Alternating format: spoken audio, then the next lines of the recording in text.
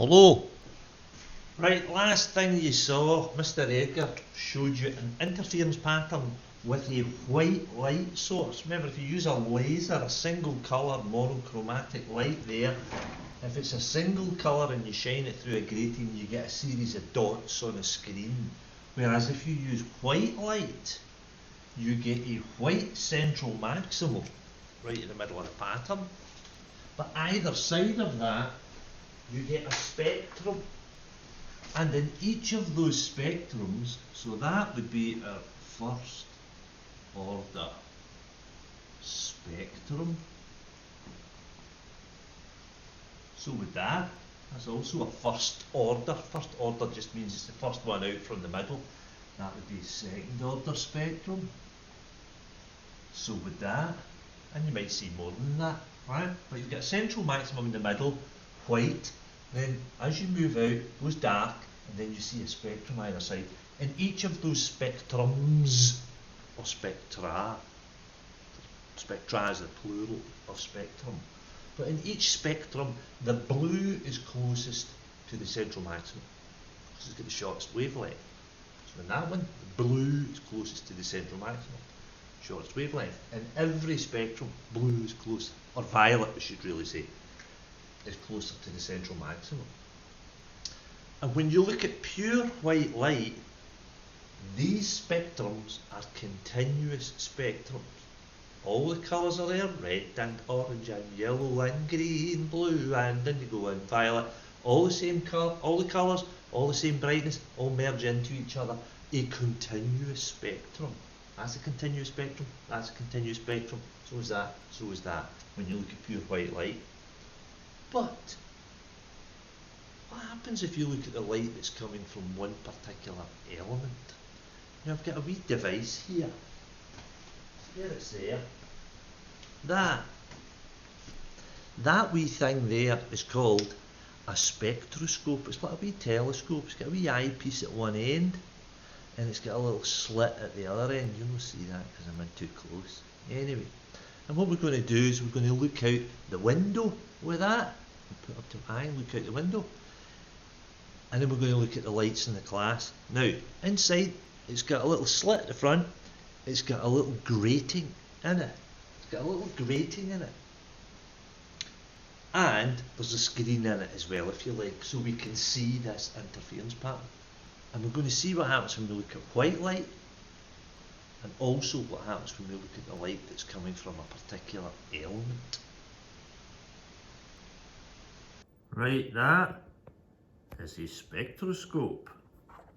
It's got a little eyepiece at one end, you put your eye at, and it's got a little slit at the other end. Oh, you can see that wee slit, there's a wee slit in one end. And what you do is you hold that up to your eye and you look at white light. I put my phone camera up to it, you see this? Now, I'll rotate that. There you go.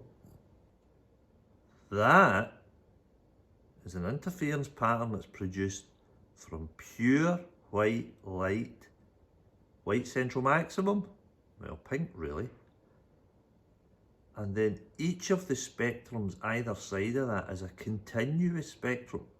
Red, orange, yellow, green, blue, indigo, violet, all the colours are there, equal brightnesses. Pure white light gives you a continuous spectrum. Now, what happens instead of me looking at pure white light? What happens if we look at the lights in the class? What happens if I use my spectroscope and point it up at the light in the class? Now, what you should notice is that the spectrum is made up of lines. It's called a line emission spectrum. Now, you should have heard about this in the Space Unit in National 5 Physics. But if we just focus in on one of those spectrums, maybe the one to the left of the white central maximum, then why does the light in the room give us a line emission spectrum, but the light from outside gives us a continuous spectrum? Well, the way that we can answer that is by thinking about the atoms and the elements that are in these lights. So, Hopefully you've seen that. Remember, there's a grating inside there that splits it up into an interference pattern. We only want to home in. Let's just home in on one of these spectrums. When you look at pure white light gives you a spectrum that runs from red and orange and yellow and green, blue and indigo and violet. It's continuous. All the colours are there.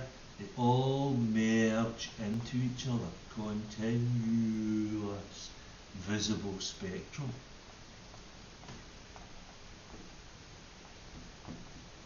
No gaps, all the colours the same brightness.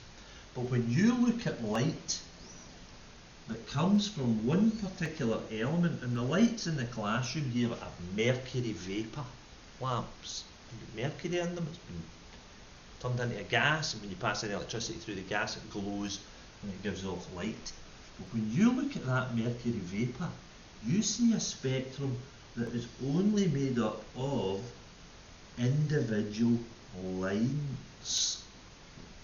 And every element, that might be the pattern that we see for mercury. So maybe we've got a red line and a kind of orangey yellow line, a yellow line, a green line, and maybe a couple of blue lines. Every element has got its own characteristic line emission spectrum. That's called a line emission spectrum. And you may have heard of that in fourth year when you did the space unit, because that's how we know what stars are made of. You look at the light that comes from stars, you pass them through a grating, and you look at the interference pattern, you look at a spectrum that's produced from the light that the star is emitting, and you can get a barcode, a fingerprint of the elements that are in the star from the spectrum that's produced, the line emission spectrum that's produced from the elements in the star. Now, all stars are made of hydrogen and helium due to the fusion process that's going on in them, and hydrogen has got a very characteristic line emission spectrum. The line emission spectrum for hydrogen only has 4 visible lines in it. So there's a red one, kind of cyan one, and a blue and a violet light. Hydrogen line emission spectrum. Hydrogen line emission spectrum.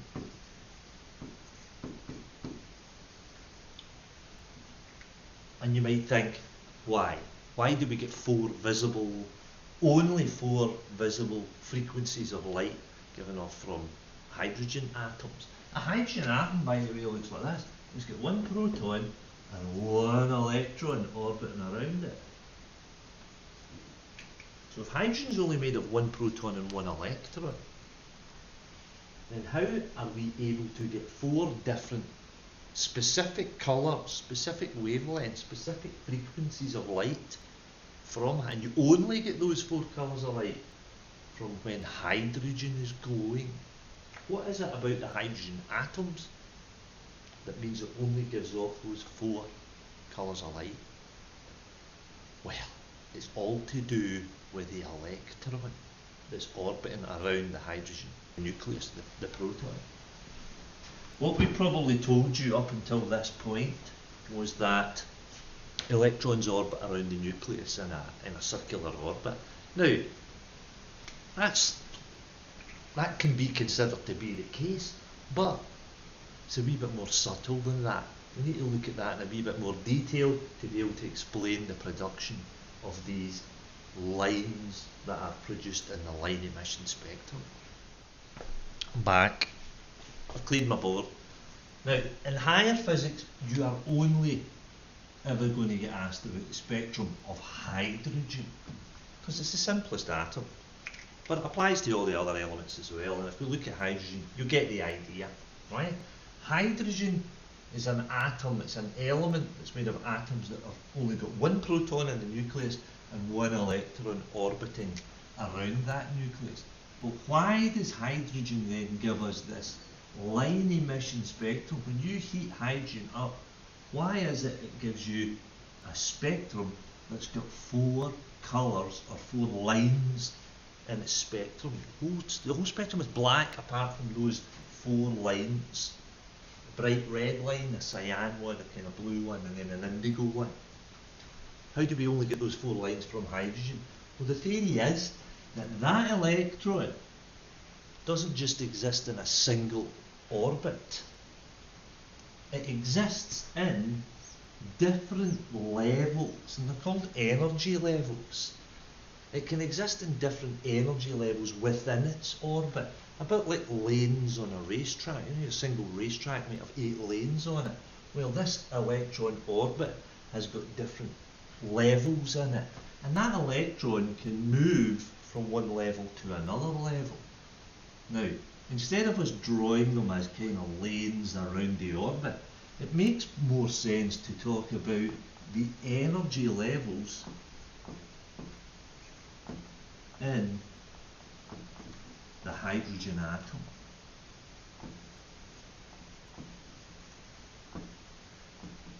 And we draw those energy levels a bit like stairs going up. The bottom level is called the ground state, a bit like the ground floor in a building. The ground state. And as you go up, by the way, it's usually given the label E0. You might call the ground floor, floor 0. And as you go up, we've got level 1, level 2, level 3, level 4, and so on and so on and so on. Sometimes you even see a little infinity symbol at the very top of these diagrams. You can go, there's as many levels as you like. Now, in an unexcited atom of hydrogen, the electron is in the ground state. It's in the bottom level. But if you heat that hydrogen up, if you heat that atom of hydrogen, the electron will jump up to a higher energy level. If you heat it a little bit, it might jump up to the first energy level. If you heat it a wee bit more, it might jump up to the second. Let's say it jumps up to the third energy level. Let's say we heat that hydrogen atom so that its electron jumps up to a higher energy level. Will that electron then stay there? No, it doesn't. It falls back down. We gave it energy to get it up there, but what it will do is it falls back down and it will give that energy out in the form of light, in fact in the form of a photon of light. Now, sometimes it might fall straight back down again, and it will give out that energy difference when it falls from a higher to a lower energy level. If it's a big jump, it will give out a photon with a high energy. If it's a small jump, on the other hand, that electron might decide, I'm going to fall down like this. I'm going to fall down to that level, and then I'm going to fall down to that level, and then I'm going to fall down to that level. Now, jumps between different levels correspond to different energies, and those energies correspond to different frequencies of light. You've heard of this before. The energy of a photon is proportional to the frequency of the photon. Remember when we did the photoelectric effect? E equals HF. If you had a photon of light, photon is a packet of light energy, and the higher that frequency of photon is, then the more energy that it's got.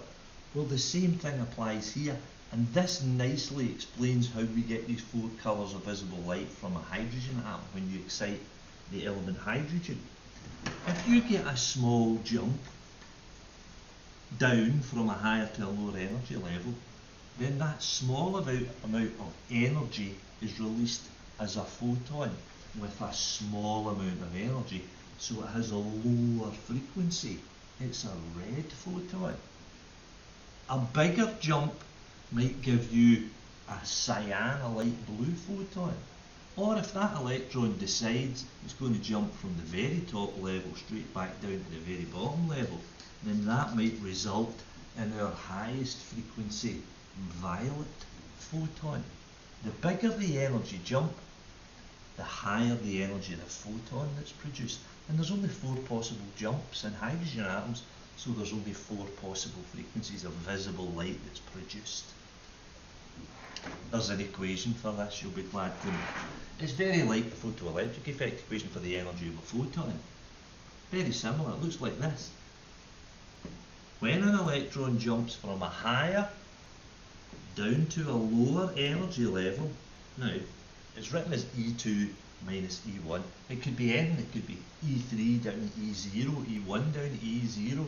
These numbers could be anything you like, but in general on your relationship sheet it's written E2, which is the higher energy level, minus E1, that's your energy difference.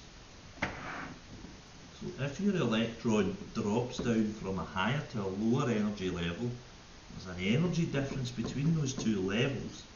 And when it does that, that energy is released in the form of a photon of light. And it's the different energy levels in different atoms that cause each element to have a different characteristic line emission spectrum.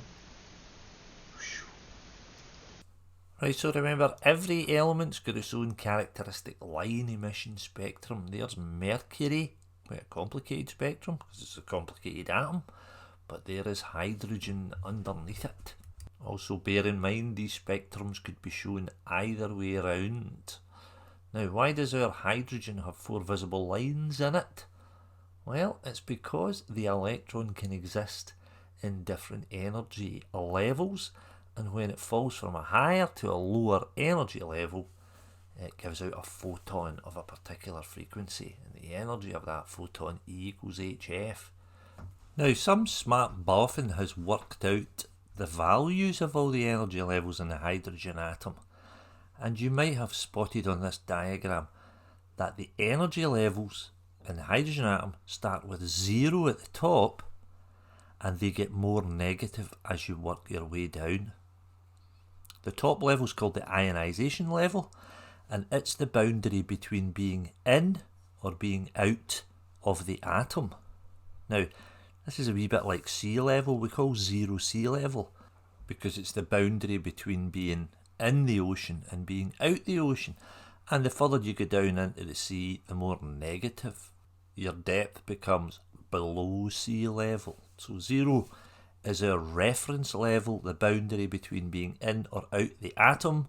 The deeper you are down into the atom, the more negative the energy levels become.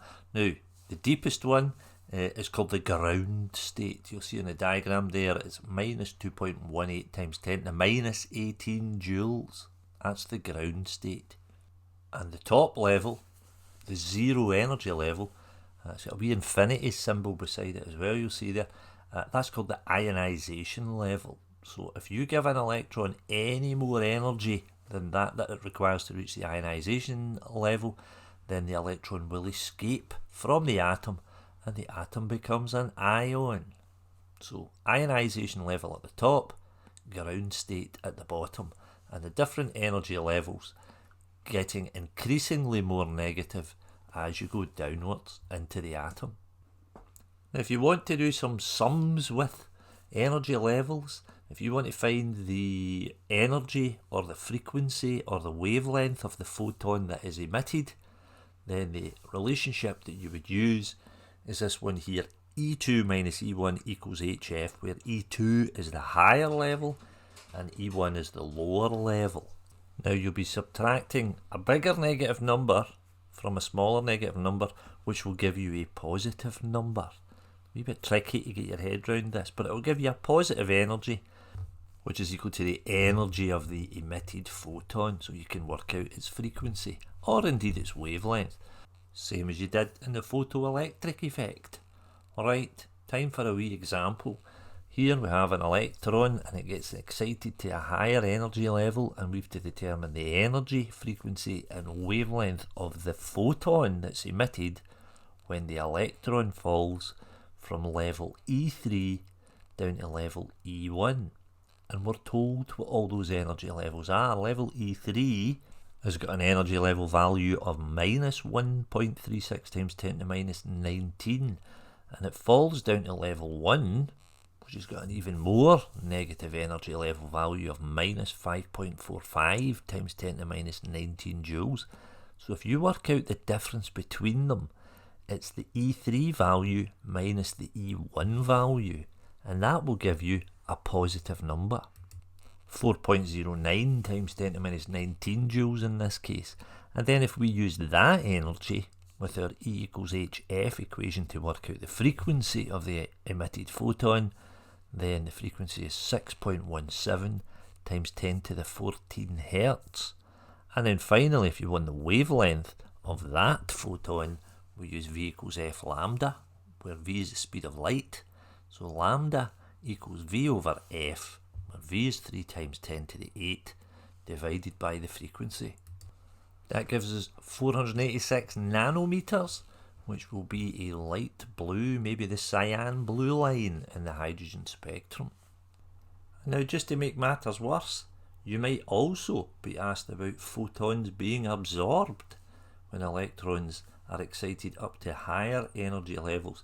It's just the opposite of what we've just done. So if you pass pure white light through an element that's in its gas form, then that element will absorb some photons of the white light, and you'll get black lines in the continuous spectrum of the white light. So bear in mind, you could be asked questions about either the emission of photons when electrons fall from higher to lower energy levels, or the absorption of photons which would excite electrons from lower up to higher energy levels. Either way, you use the same relationship. That relationship is on your relationship sheet. There's a question from the 2018 paper, and we're asked about an electron going from level E3 to E1. So you would do the value of energy level E3 minus the value of energy level E1. That would give you the energy difference, which you can then divide by Planck's constant h to get the frequency of the photon that's emitted. That's a 3-mark question in the 2018 paper. And pretty much all the energy level questions are very, very similar. Okay folks, see you in the next one.